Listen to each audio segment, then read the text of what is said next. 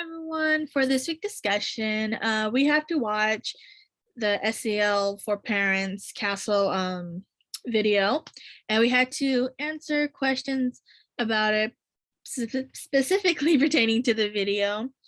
And I also done some additional research on the side, and I'll also link those down below too. So with that being said, we'll go right into it with the first question of what did I think about the video? So I thought the video was very informative, and it gave a lot of informations and examples about SEL, specifically going towards like social awareness, self-awareness, relationship building, and all those things. And it just really helped out from the parent side, school side, and the community side of how we could implement all of those and make it a better and healthier area for students. So I thought it was very well-rounded about everything. Is really informative. I already had an insight in SEL, but this video just gave that extra push to me to have a better understanding of it. So what resonated with me? Was that SEL really gave students opportunities to grow and understand themselves and their surroundings. So most time we think, oh, we want to create a safe environment for students, but we don't really think how we could do this. And SEL provides us that extra knowledge and the funds and resources that we could do to provide that safe environment for students, to provide that the academic support and the emotional support for students, that to prepare them for the world that they're going to be going to. So I think that's what really resonated with me from the video, is how much support we are giving to the students and how we could do so without harming the students in any way. So the next question is about caregivers' role in SEL to these children. Really, the caregiver's role is to build and guide that children's social and emotional competence, is to allow them to strengthen their awareness around the world, whether it's their individual awareness or their surrounding. So when it goes into it, they do this by having to practice it themselves. Parents and caregivers, whoever it may be, have to understand all these things before they could even teach it to their children. Or as they're teaching to children, they're showing their children that they're also doing the same. So I know the video gave us a few examples, like, for example, the dad in the video, he was talking about stress and coping with stress. And he was really thinking about all the strategy he used, and he realized his son was stressing, whether it just be about games or school or just doing simple things, a sports, hobby, whatever it may be. He was able to use what he did with coping with stress and teach his son the multiple ways to cope with stress. There's not just one way. There's stress for every little thing, and there's different ways to cope with each of those kind of stress. So he was talking about how it was really good to see his son be able to see that transition that of stress and everything that he's able to also do himself. And with that being said, and it also showed in the video of building the relationship with the daughter through communication, and allowing communication to be their gateway for their daughter to become more communicative to the community and anyone that outside of the family.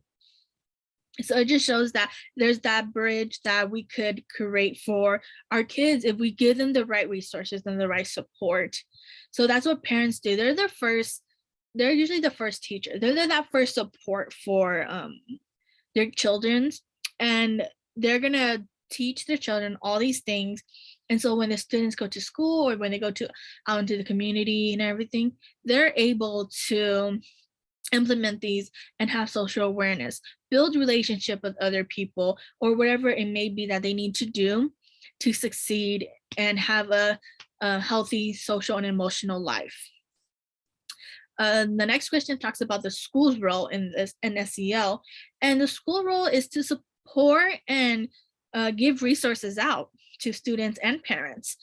If parents are unsure how to implement these SELs into their home, schools can help implement that, whether it goes by doing parent night and all those things, and allowing the parents to come and learn how to do these things.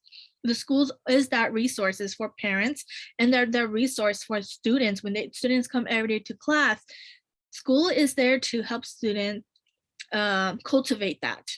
They're there to cultivate the student's social and emotional health, ensuring that the student could have individual and academic success and where they're planning to go to with that.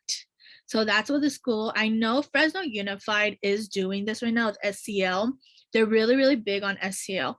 I'm not too sure if all the classroom is implementing it, but I know majority of the classrooms in Fresno Unified are implementing it, as whether they're doing morning meetings, they're doing checkup routines or whatever on their student, they're checking up for their students' health.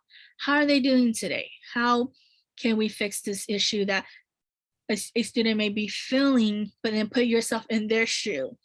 So being more aware of the situation, aware of the classmates, and aware of understanding where you're at. So I know Fresno Unified is really big on this.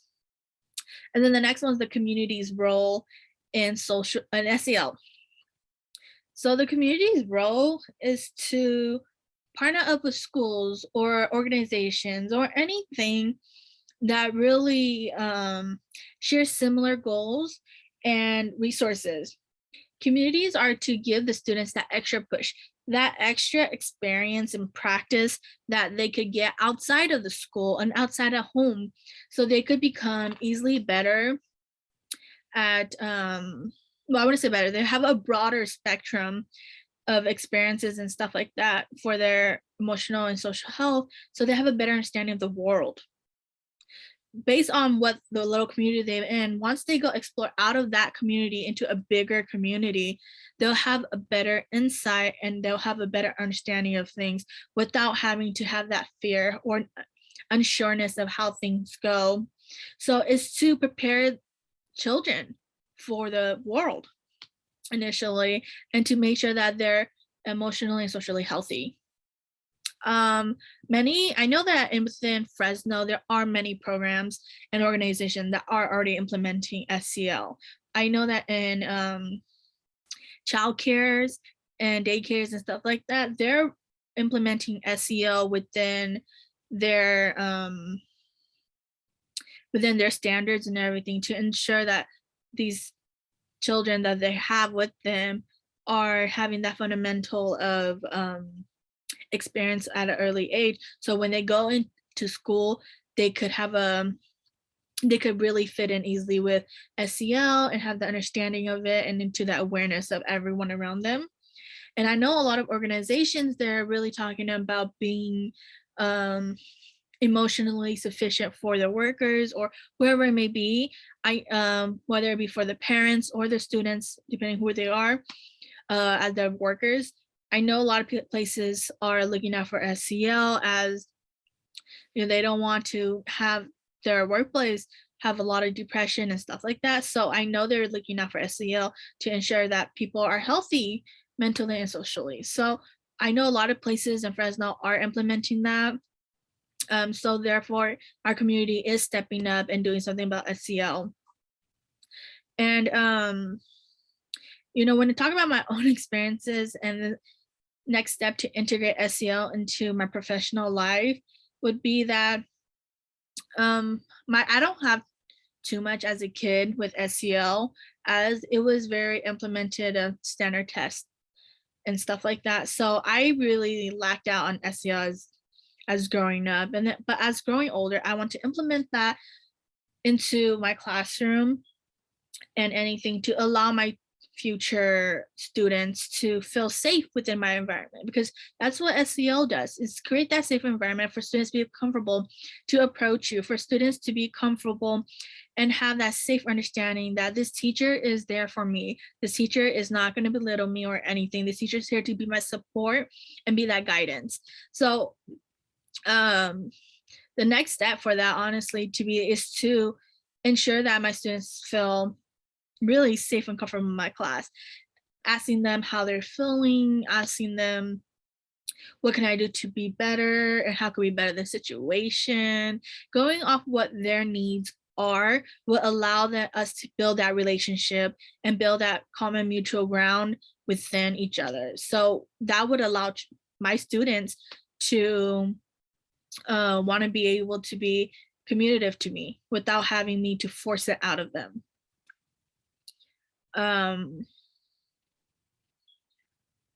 aspects would be easier and which might be more challenging.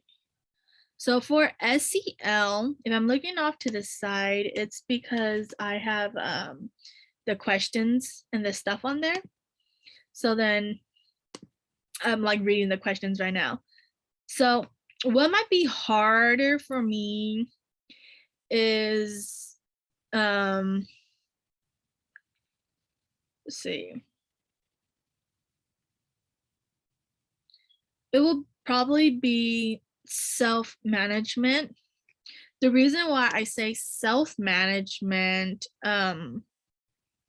is because when you talk about self-management, you're going into more depth of emotions and behaviors and everything so you could achieve that goal you're planning to go towards. If things don't go to plan, you're going to show the emotion of distress or whatever. So I just don't want to, if like for students, if plan didn't go, I don't want to show them that distress because your mood could implement your not implement, affect your students' mood and implement something else that you were not expecting. So definitely self-management would be one that'd be a little bit more challenging when it comes to ensuring that all the students' needs are met.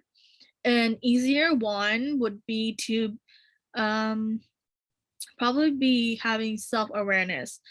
I know that like what my strengths are and what would be challenging for me. So I'm gonna ensure that I don't overstep one's boundary and I recognize that my emotions and my values could help benefit me and then what else could benefit them moving on to social awareness. So that's one thing that'll be easier to control compared to self-management of, you know, knowing the overall thing. Is it? Yeah, so those are my answers for the questions for this week. Hope you guys enjoyed this video.